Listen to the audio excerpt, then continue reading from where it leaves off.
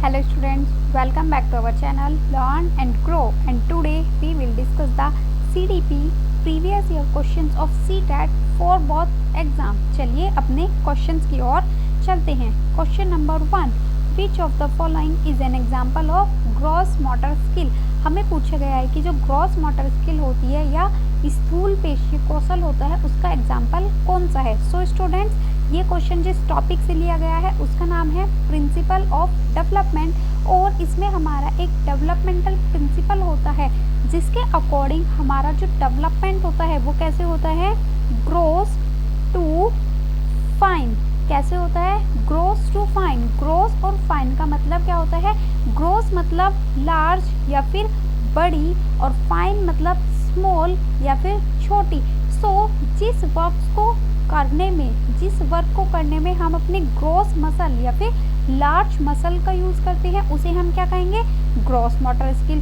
और जिस वर्क को करने में हम अपनी फाइन मसल्स या फिर स्मॉल मसल्स का यूज़ करते हैं उसे हम क्या कहेंगे, फाइन मोटर स्किल। जैसे एग्जाम्पल हमारा क्या हो सकता है, जब बच्चा कोई भी अपना टॉय पकड़ता है तो वो टॉय किससे पकड़ेगा, अपने हैंड से, यानी कि बच्चा अपने हैंड की पूरी बड़ी लार्ज मसल्स को यूज़ कर रहा है, तो ये किस में आएगा, ग्रोस में। लेकिन वहीं जब बच्चा क्या पकड़ना सीख जाएगा, पेंसिल पकड़ना सीख जाएगा, तो वो किसकी हेल्प लेगा इस बार, अपनी फिंगर्स की। वो किससे पकड़ेगा, उसको फिंगर्स से पकड़ेगा, और फिंगर्स कैसी हो जाती है हमारी, स्मॉल या फिर फाइन मसल्स हो जाती हैं।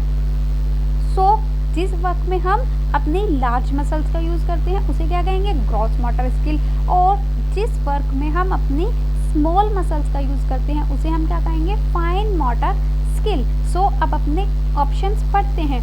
Option number A, holding a pen to sketch. अगर हम पेन को होल्ड कर रहे हैं तो उसमें हम किसका यूज़ करेंगे, अपनी फिंगर्स का यूज़ करेंगे, और फिंगर्स कैसी होती हैं हमारी, फाइन मोटर स्किल्स में आ जाएगा क्योंकि हमारी स्मॉल मसल्स यूज़ होती हैं। Second, cutting the paper in zigzag. वही पेपर को काटने के लिए हम किसका यूज़ करेंगे, कैंची, और कैंची भी हम कहाँ पे पकड़ेंगे, अपनी फिंगर्स की हेल्प से पकड़ेंगे।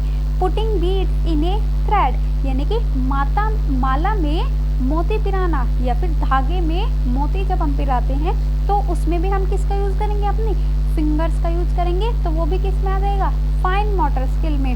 नेक्स्ट, किकिंग फुटबॉल टुवर्ड पोल। यस, जब हम फुटबॉल को किक करेंगे तो उसमें हम किसका यूज़ करेंगे, अपनी लेग का, और लेग क्या होती है हमारी, एक लार्ज मसल होती है। कैसी होती है, लार्ज मसल होती है, और लार्ज ही किस में आ जाएगी, हमारी ग्रॉस मोटर स्किल में। सो हमारा सही आंसर क्या हो जाएगा, option number 4, kicking football towards pole, खंबे की तरफ फुटबॉल को धकेलना। चलिए अपने नेक्स्ट क्वेश्चन पे चलते हैं। नेक्स्ट क्वेश्चन हमें क्या दिया गया है, development of children proceeds from dash to dash. बच्चों का विकास डैश से डैश की ओर बढ़ता है। सो स्टूडेंट, ये क्वेश्चन भी हमारा डेवलपमेंटल प्रिंसिपल से लिया गया है, और जिसमें हमारी जो डेवलपमेंट की डायरेक्शन होती है उसके लिए दो प्रिंसिपल बताए गए हैं कि डेवलपमेंट किस डायरेक्शन की ओर बढ़ता है, जिसमें हमारा पहला प्रिंसिपल क्या होता है, सिफालोकोडल प्रिंसिपल। सिफालोकोडल प्रिंसिपल में क्या होता है स्टूडेंट, इसमें जो हमारा डेवलपमेंट होता है वो कैसे होता है, सिर से पैर की ओर। कहाँ, सिर से पैर की ओर, यानी कि पहले बच्चे का क्या डेवलप होगा, सिर, उसके बाद बच्चे के गर्दन डेवलप होती है, उसके बाद बच्चे का धड़ वाला पार्ट डेवलप होगा, उसके बाद बच्चे की जो है वो लेग्स डेवलप होने लगते हैं। यानी कि बच्चा क्या करता है, सिर से पैरों की ओर डेवलपमेंट करता है। तो ये वाला प्रिंसिपल क्या हो जाता है, सिफालोकोडल प्रिंसिपल। और इसका एग्जाम्पल हम क्या ले सकते हैं, जैसे बच्चा क्या करता है, पहले जो है वो अपना सिर को बैलेंस करना सीखता है, यानी कि अपनी गर्दन को बैलेंस करता है।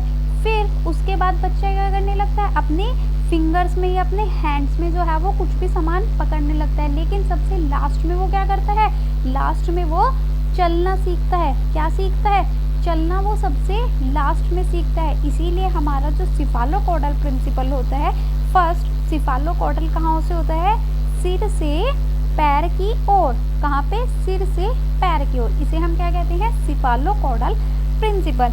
नेक्स्ट सेकंड होता है हमारा प्रोक्सिमो डिस्टल, इसका नाम क्या होता है, प्रोक्सिमो डिस्टल प्रिंसिपल।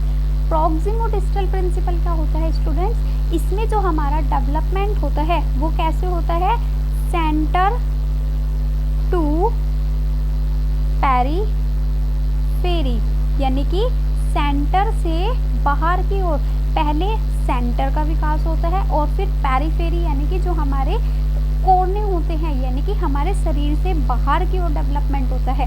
जैसे सबसे पहले बच्चे का हार्ट विकसित होता है, बच्चा जो है वो अपने हार्ट बीट को कंट्रोल करना शुरू करता है। उसके बाद बच्चे के जो है वो हैंड्स डेवलप होंगे, क्योंकि सेंटर से पेरीफेरी की ओर जाना है। मान लिया ये कोई हमारा बच्चा है और ये इसके हैंड्स हैं, तो बच्चे का पहले क्या होगा, सेंटर पार्ट डेवलप होगा, फिर ये सेंटर से धीरे धीरे ऐसे बाहर की ओर बढ़ता चलेगा और उसके शरीर का डेवलपमेंट होगा। जैसे पहले बच्चे का हार्ट डेवलप होता है, उसके बाद बच्चे की जो है वो ये पूरी बॉडी डेवलप होने लगती है और फिर बच्चा जो है वो अपने हैंड्स को, और सबसे आखिरी में क्या करता है, बच्चा अपनी फिंगर्स पे कंट्रोल पाता है, क्योंकि फिंगर्स पे कंट्रोल पाते पाते उसे काफ़ी टाइम लग जाता है। बच्चा कब लिखना सीखता है, फिंगर्स को कंट्रोल करके ही तो लिखना सीखता है। तो बच्चा जब 4 से 5 साल के करीब का हो जाता है तब बच्चे को लिखना सिखाया जाता है, तब तक बच्चे की फिंगर्स जो है वो डेवलप हो रही होती हैं। सो हमारे दो प्रिंसिपल होते हैं, फर्स्ट सिफालोकॉर्डल और सेकंड प्रोक्सिमो डिस्टल। सो अब इसमें हम देखते हैं सेंटर टू एक्सट्रीमिटीज, यानी कि केंद्र से हाथ और पाँव की ओर। यस, इस वाले प्रिंसिपल का क्या नाम हो जाएगा हमारा, प्रोक्सिमो डिस्टल। ये क्या हो जाएगा हमारा, प्रोक्सिमो डिस्टल प्रिंसिपल हो जाएगा। सेकंड टो टू हेड, नहीं, हमारा कैसे होता है, हेड से टो की ओर, जिसे हम क्या कहते हैं, cephalocaudal principle. Specific to general, general to specific होता है। पहले हम नॉर्मल चीज़ें करना सीखते हैं और फिर जो है वो हम क्या कर सीखते हैं, स्पेसिफिक चीज़ें, अलग अलग चीज़ों को करना सीखते हैं। कॉम्प्लेक्स टू सिंपल, ये भी उल्टा दिया है, सिंपल टू कॉम्प्लेक्स, पहले हम इजी चीज़ों को करना सीखते हैं एंड देन उसके बाद हम कॉम्प्लेक्स चीज़ें कर सकते हैं। सो हमारा सही आंसर क्या हो जाएगा, option number A, centre to extremities, और प्रिंसिपल का नाम क्या हो जाएगा हमारा, प्रोक्सिमो डिस्टल प्रिंसिपल। चलिए अपने नेक्स्ट क्वेश्चन की ओर चलते हैं।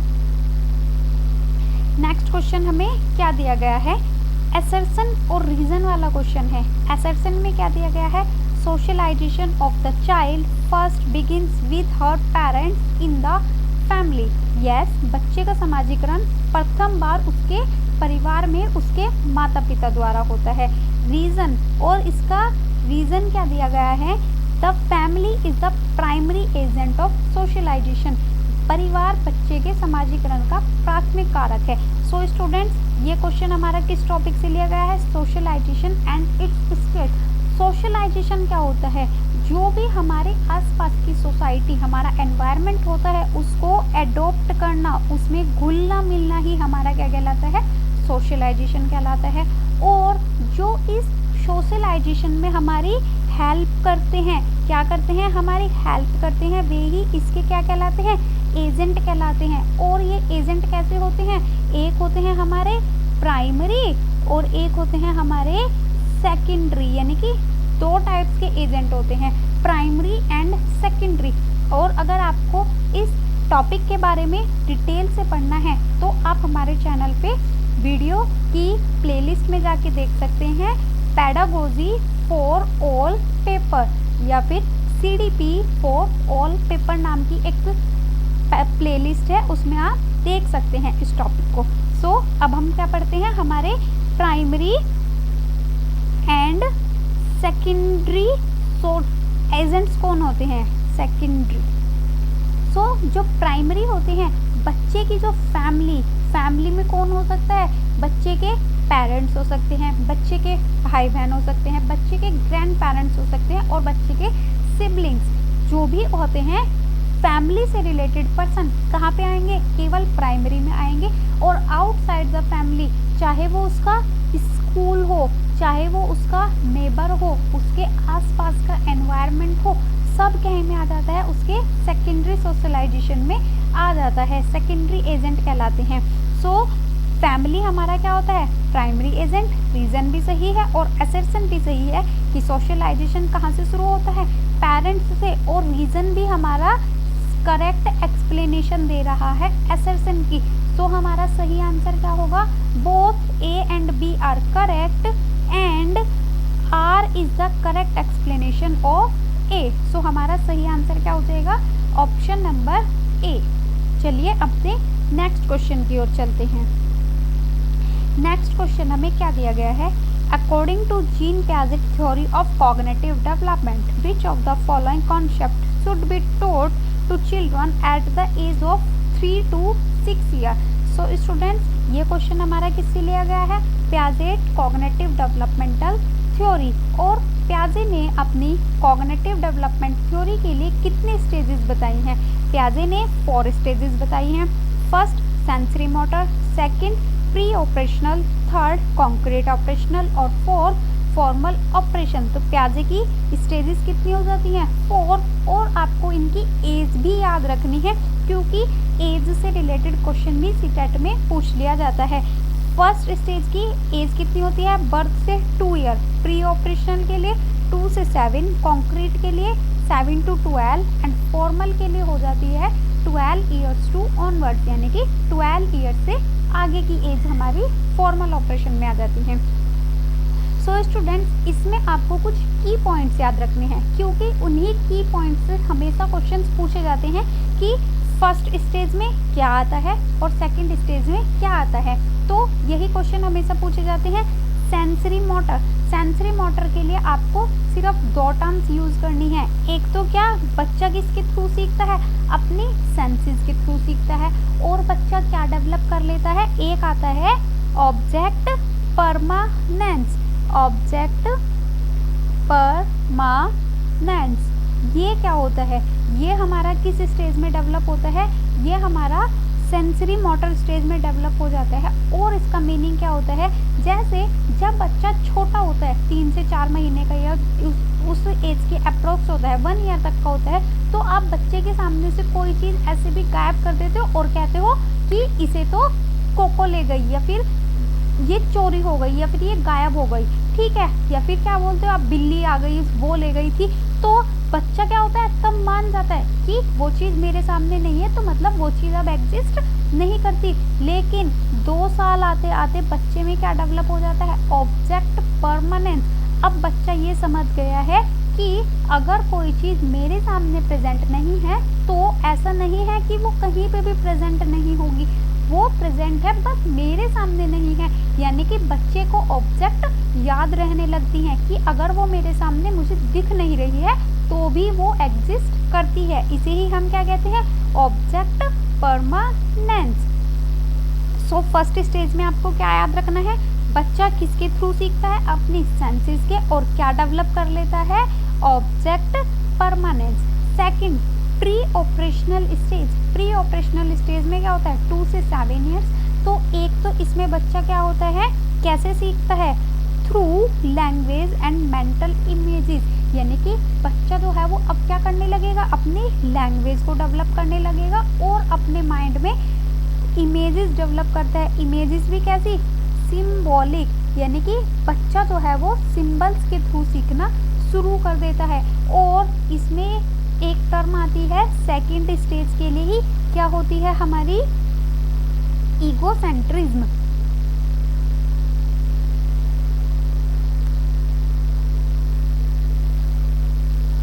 बच्चे में क्या आती है, ईगोसेंट्रिज्म होती है। बच्चा क्या सोचता है कि बस मैं ही सेंटर में हूँ। बच्चे को ये लगता है कि सब लोग मेरे आसपास घूमने चाहिए। जब बच्चे को कोई नहीं दिखता है तो वो क्या कर देता है, रोना शुरू कर देता है। और बच्चा जो है वो क्या सीखता है, एक तो बच्चा क्या करता है कि बच्चा जो है वो निर्जीव चीज़ों से भी खेलता है। बच्चा क्या सोचता है, निर्जीव चीज़ें जो है वो सजीव चीज़ों की तरह खेलता है, जैसे कि डॉल से खेलता है, या फिर जो गर्ल्स होती हैं जनरली वो डॉल से खेल लेती हैं। वरना आजकल तो सभी लोग सभी तरह के गेम से, यानी कि कार से और अदर गेम्स भी खेलते हैं, जिसमें बच्चा कैसे प्ले भी करता है। तो बच्चे जो है वो इमेजिनरी प्ले भी करते हैं, जिसमें क्या करते हैं कि वो डॉक्टर बन गया, वो इंजीनियर बन गया, चोर पुलिस वाला गेम खेलते हैं। तो वो सब किस में आते हैं, हमारे प्री ऑपरेशनल स्टेज में आते हैं। Next concrete operational. Concrete operational में क्या होता है, बच्चा अब क्या करने लग जाता है, लॉजिकल थिंकिंग करने लग जाता है। सबसे बड़ी इंपॉर्टेंट चीज़ क्या है, लॉजिकल थिंकिंग। और इसी स्टेज में बच्चा जो है वो क्या सीख लेता है, कंजर्वेशन सीख लेता है, कंजर्वेशन करना सीख जाता है। जैसे अगर आपके पास ये एक बीकर है और आपके पास ये एक बीकर है, आपके पास इस बीकर में इतना पानी है, तो आपने यही वाले बीकर का पानी इसमें डाल दिया तो ये बीकर इतना भर गया। तो बच्चा अब समझ जाएगा कि इन दोनों बीकर में पानी क्या है, सेम है। क्या है, सेम है, क्योंकि मैंने इसी वाले बीकर का पानी इस वाले बीकर में भरा है। तो इसी को ही हम क्या कहते हैं, कंजर्वेशन। और नेक्स्ट इस स्टेज में बच्चा क्या सीख जाता है, सीरिएशन करना। क्या सीख जाता है, सीरिएशन। बच्चा जो है वो चीज़ों को या ऑब्जेक्ट्स को कैसे लगा सकता है, सीरीज में लगा सकता है। जैसे ये ऑब्जेक्ट्स हैं हमारी, अगर बच्चे को कुछ इमेजेस दे दी जाए तो बच्चा क्या करेगा, इसमें से बच्चा इन वाली इमेजेस को तो एक जैसे कर सकता है, सेलेक्ट कर सकता है, सीरीज में लगा सकता है, क्योंकि इसमें कितनी साइड्स हैं, 3, इसमें 4 साइड्स हैं और इसमें 5 साइड्स हैं। लेकिन वो इसको हटा देगा क्योंकि इसमें कोई भी साइड नहीं है, क्योंकि इस वाली ऑब्जेक्ट में हमारा क्या है, सर्कल है और इसमें कोई भी साइड नहीं है। तो इन तीनों को बच्चा जो है वो साइड्स के बेस पे सीरिएशन कर सकता है। सो सीरिएशन किस में आता है, हमारा कॉन्क्रीट ऑपरेशनल में। नेक्स्ट आती है हमारी फॉर्मल ऑपरेशनल।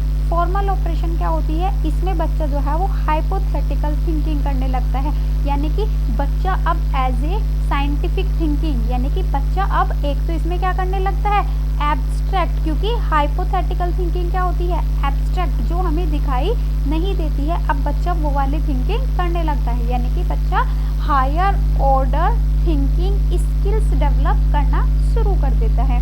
सो स्टूडेंट, ये थी हमारी पियाजे की 4 स्टेजेस। अब देखते हैं हमें क्वेश्चन में क्या दिया गया है। बच्चे से पूछा गया है कि जो 3 to 6 ईयर है बच्चा, उसमें कौन सा सिद्धांत या कौन सा कॉन्सेप्ट सिखाया जाना चाहिए। कंजर्वेशन नहीं, क्योंकि ये किस में आता है, ये हमारा 3rd स्टेज में आता है। सीरिएशन नहीं, ये भी हमारा किस में आएगा, 3rd स्टेज में आएगा। सिंबॉलिक रिप्रेजेंटेशन, यस, बच्चा जो है वो इस टाइम पे किससे सीखता है, सिंबल्स से सीखता है। जैसे बच्चे को जब प्राइमरी स्कूल में भेजा जाता है तो वहाँ पे क्या सिखाया जाता है, बच्चे को सिंबल से, ए आ, बच्चे को जो है वो इन सिंबल से, या फिर बच्चे को कैसे सिखाया जाता है, अगर हम इमेजेस से भी सिखाते हैं, जैसे कि हमने एप्पल की इमेज दिखा के उसको क्या सिखाया जाता है, ये एप्पल है, तो हमें बच्चे को क्या सिखाना है, सिंबॉलिक रिप्रेजेंटेशन। और ऑप्शन 4 क्या हो जाता है, लॉजिकल एप्लीकेशन। लॉजिकल एप्लीकेशन भी किस में आता है, हमारा 3rd स्टेज में आता है। लॉजिकल एप्लीकेशन भी हमारा किस में आएगा, 3rd स्टेज में आता है। सो हमारा सही आंसर क्या होगा, हमारा सही आंसर क्या होगा स्टूडेंट्स, हमारा सही आंसर होगा ऑप्शन नंबर 3, सिंबॉलिक रिप्रेजेंटेशन। चलिए अपने नेक्स्ट क्वेश्चन की ओर चलते हैं। नेक्स्ट क्वेश्चन हमें क्या दिया गया है, डैश वाज यूज्ड बाय पियाजे to describe cognitive mental concept. तो ये क्वेश्चन भी हमारा पियाजे की थ्योरी से ही है, और पियाजे ने जो अपने संज्ञानात्मक मानसिक अवधारणा को व्यक्त किया है उसके लिए किस शब्द का प्रयोग किया है। तो स्टूडेंट्स, जो हमारे पियाजे थे उन्होंने क्या किया, जो भी हमारी मेंटल थिंकिंग होती है या मेंटल थॉट्स होते हैं, जो भी हम उसको सेव करते हैं अपने माइंड में, उन्होंने बोला कि हम उनको किसकी फॉर्म में, स्कीमा की फॉर्म में सेव करते हैं। हम उसको किसकी फॉर्म में सेव करते हैं, स्कीमा की स्कीमा के थ्रू सेव करते हैं। तो हमारा सही आंसर क्या हो जाएगा, ऑप्शन नंबर 3, क्योंकि जो हमारा पियाजे था उन्होंने कॉग्निटिव डेवलपमेंट को किसकी फॉर्म में बताया है, स्कीमा के रूप में बताया है। नेक्स्ट, हमारे नेक्स्ट क्वेश्चन की ओर चलते हैं। हमें क्या दिया गया है, क्वेश्चन नंबर देखते हैं। According to Jean Piaget theories of cognitive development, at which stage can most children organize things object into categories. Yes, यानी कि बच्चे जो है वो कब जो वस्तुएं होती हैं उनको व्यवस्थित करने लग जाते हैं। Sensory motor, pre operational, concrete operational या फॉर्मल ऑपरेशन। जैसे कि हमने अभी स्टेजेस 4 पढ़ी थी। स्टेज कितनी पढ़ी थी हमने? 4 stages of developmental cognitive development पढ़ी थी। तो उसमें मैंने आपको थर्ड स्टेज में क्या बताया था कि बच्चा इसमें लॉजिकल थिंकिंग करने लगता है और सीरियसन सीख जाता है, यानी कि बच्चा जो है वो चीज़ों को व्यवस्थित करना सीख जाता है। सो ये वाली स्टेज कौन सी है हमारी? Concrete operational. सो हमारा सही आंसर क्या हो जाएगा इस क्वेश्चन के लिए? Concrete operational stage. फर्स्ट वाले में क्या आता है? सेंसेस का यूज करता है और ऑब्जेक्ट परमानेंस। एक तो सेंस और ऑब्जेक्ट परमानेंस डेवलप करता है। प्री ऑपरेशनल में क्या आ जाता है? एक तो बच्चा क्या है इस टाइम पे बच्चा जो है वो कैसे सीखता है? सिंबल्स के थ्रू सीखता है। बच्चा कैसे सीखता है? सिंबल्स के थ्रू सीखता है। नेक्स्ट, कॉन्क्रीट में क्या करने लगता है? लॉजिकल थिंकिंग, सीरिएशन, ट्रांसिटिविटी, कंजर्वेशन, जो भी हमारे अच्छे वाले मैथमेटिकल रिप्रेजेंटेशन होती हैं वो सब किस में आ जाते हैं? कॉन्क्रीट ऑपरेशनल में आ जाते हैं। नेक्स्ट, फॉर्मल ऑपरेशनल में क्या होती है? हाइपोथेटिकल डिडक्टिव थिंकिंग, यानी कि बच्चा अब कैसे एब्स्ट्रैक्ट थिंकिंग करने लगता है, एब्स्ट्रैक्ट थिंकिंग करने लगता है। सो हमारा सही आंसर क्या है? Option number 3, concrete operational. चलिए अपने नेक्स्ट क्वेश्चन की ओर चलते हैं।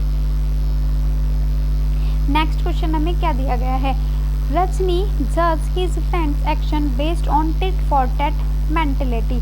जो रजनी है अपने दोस्तों को जैसा कि तैसा मानसिकता के आधार पर जांचती है। तो Lawrence Kohlberg theory at which level of cognitive moral development is see at present.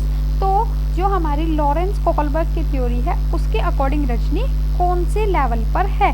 सो आपको पता ही चल गया होगा क्वेश्चन किससे लिया गया है? Kohlberg moral development theory. और कोहलबर्ग ने अपनी डेवलपमेंटल थ्योरी में 3 लेवल्स बताए हैं।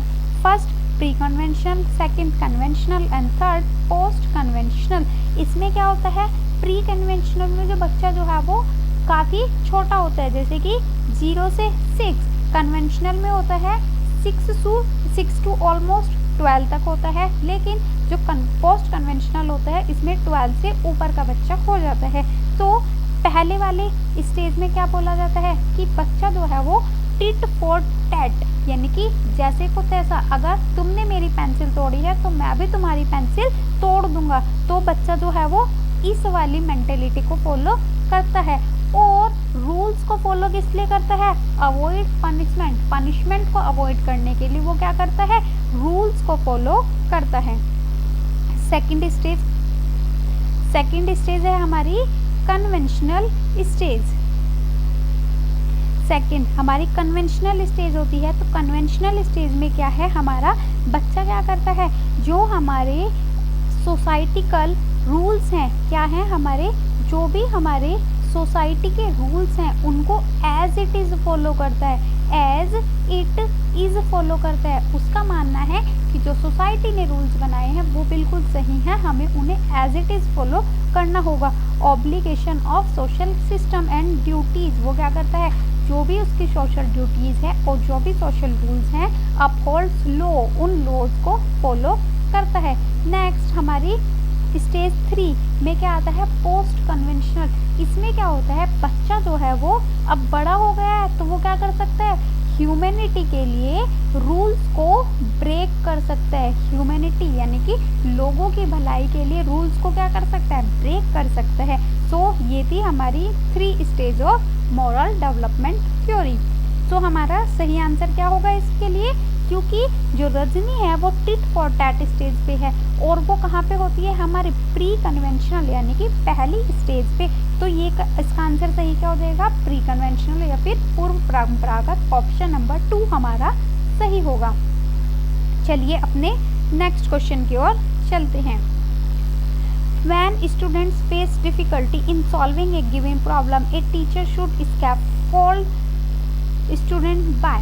So students scaffold default term से आपको ये समझ जाना चाहिए कि थ्योरी किससे ली गई है, वाइगोत्स्की की थ्योरी से ली गई है, क्योंकि वाइगोत्स्की ने क्या बताया है, वाइगोत्स्की की थ्योरी का क्या नाम है, Vygotsky socio cultural theory, Vygotsky की सामाजिक सांस्कृतिक सिद्धांत। उसमें वाइगोत्स्की क्या कहते हैं, बच्चे का हम सोसाइटी और कल्चर के बिना डेवलपमेंट नहीं कर सकते हैं, यानी कि वो किसको इम्पोर्टेंस देते हैं, सोशल इंटरेक्शन को, सामाजिक जो बच्चे आपस में वाद विवाद करते हैं, उनके आपस में कम्युनिकेशन होता है, उसको वो बहुत ज़्यादा इम्पोर्टेंस देते हैं। और इसी इम्पोर्टेंस में वो क्या बताते हैं, बच्चे को स्कैफोल्डिंग यानी कि बच्चा किस लेवल पे है और उसको हम थोड़ी सी हेल्प देकर बच्चे को कहाँ तक उसकी अपर लिमिट तक पहुँचा सकते हैं, इसे हम क्या कहते हैं,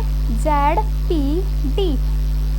अगर बच्चा अपने लोअर लेवल पे या फिर अपने निम्न लेवल पे है, लोअर लेवल हो जाता है, और बच्चे को अगर हम थोड़ी सी हेल्प प्रोवाइड करें तो बच्चे को हम उसके अपर लेवल तक पहुंचा सकते हैं। इसे हम क्या कहते हैं, जोन ऑफ प्रॉक्सिमल डेवलपमेंट, क्या कहते हैं, ZPD। यानी कि जो भी बच्चे को हम हेल्प प्रोवाइड करते हैं उसे ही हम क्या कहते हैं, स्कैफोल्डिंग यानी कि पाड़ या ढांचा कहा जाता है। इसे हिंदी में क्या कहते हैं, हम पाड़ या फिर ढांचा कहते हैं। जैसे इसमें हम स्कैफोल्डिंग कौन प्रोवाइड कर सकता है, कोई भी बच्चे से जो क्या होगा, मोर नॉलेजेबल पर्सन, यानी कि जो बच्चे से अधिक जानता है, चाहे वो उसके पेरेंट्स हो, उसका बड़ा भाई हो, उसकी बड़ी बहन हो, उसके टीचर्स हो, कोई भी ऐसा पर्सन जो बच्चे से मोर नॉलेजेबल हो, उसे ही वो ही बच्चे को स्कैफोल्ड यानी कि बच्चे को हेल्प प्रोवाइड कर सकता है। बच्चे के लिए ये थ्योरी किसने दी है, वाइगोत्स्की ने दी है। और स्कैफोल्ड का मीन आप समझ गए होंगे, स्कैफोल्ड मीन्स सीधी सी बात है हेल्प, बच्चे को उसकी लर्निंग में हेल्प करना। अपने ऑप्शंस देखते हैं, इन calculation fear of failure among them, बच्चे में असफलता का भय उत्पन्न करना नहीं, ये हमारा क्या है, एक निगेटिव टर्म है, बच्चे में हमें कभी भी भय उत्पन्न नहीं करना है। उन्हें प्रश्न का आधा समाधान प्रस्तुत करना, यस, अगर बच्चे से क्वेश्चन सॉल्व नहीं हो रहा है तो हम क्या करते हैं ना, बच्चे को थोड़ा सा सॉल्व करके दे दिया, फिर उसको बच्चे को बोलते हैं यस तुम कर सकते हो, हाँ ऐसे ऐसे नहीं ऐसे करो, उसको थोड़ा सा हम एक्स्ट्रा एफर्ट डालेंगे तो बच्चा क्या कर सकता है, सॉल्व कर सकता है। प्रश्न के कुछ विकर्षण जोड़कर डिस्ट्रक्टर क्या होता है, जैसे कि ये आपके 4 ऑप्शंस हैं तो इसमें से ऑप्शन तो केवल एक ही सही होगा, तो बाकी के 3 ऑप्शन क्या होते हैं, डिस्ट्रक्टर, यानी कि जो आपको डिस्ट्रैक्ट करते हैं।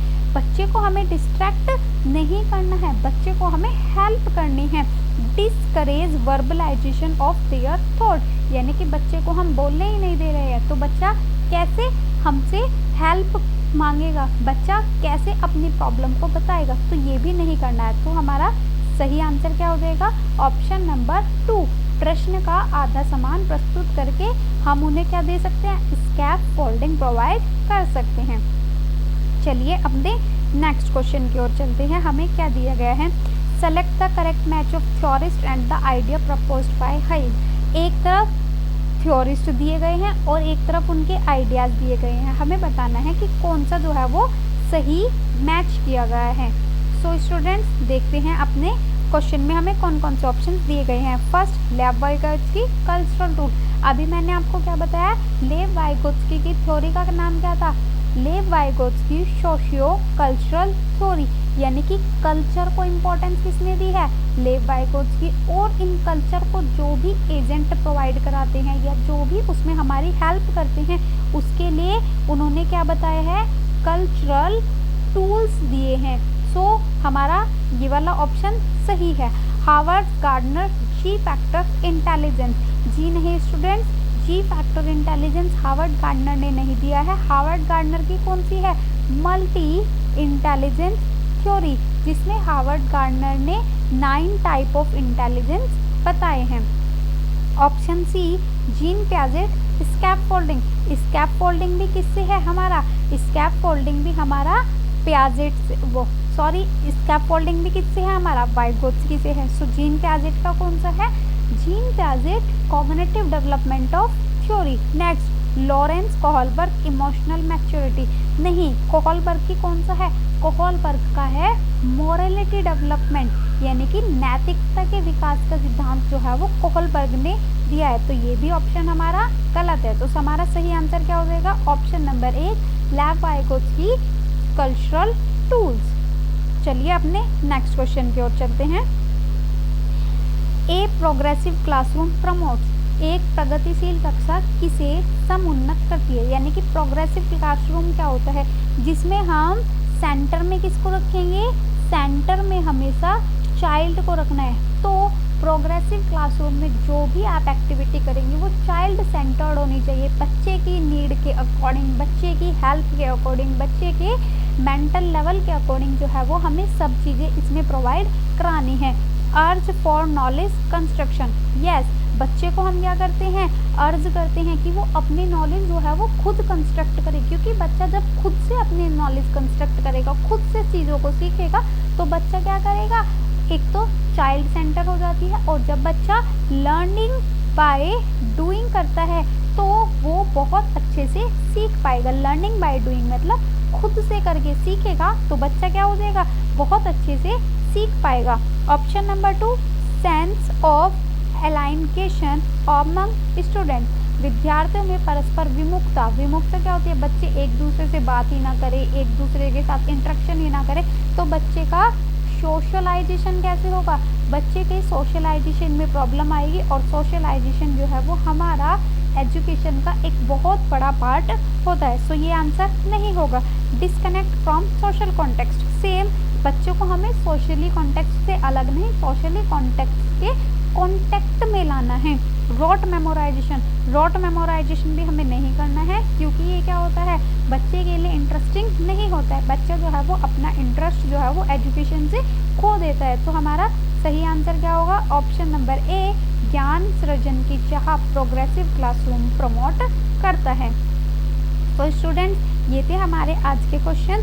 अगर आपको क्वेश्चंस पसंद आए हैं और उनका एक्सप्लेनेशन समझ आया है तो वीडियो को देखने के लिए थैंक यू, और वीडियो को लाइक करें और चैनल को सब्सक्राइब करें। आगे की वीडियोस के लिए चैनल के साथ जुड़े रहिए। Thank you for watching.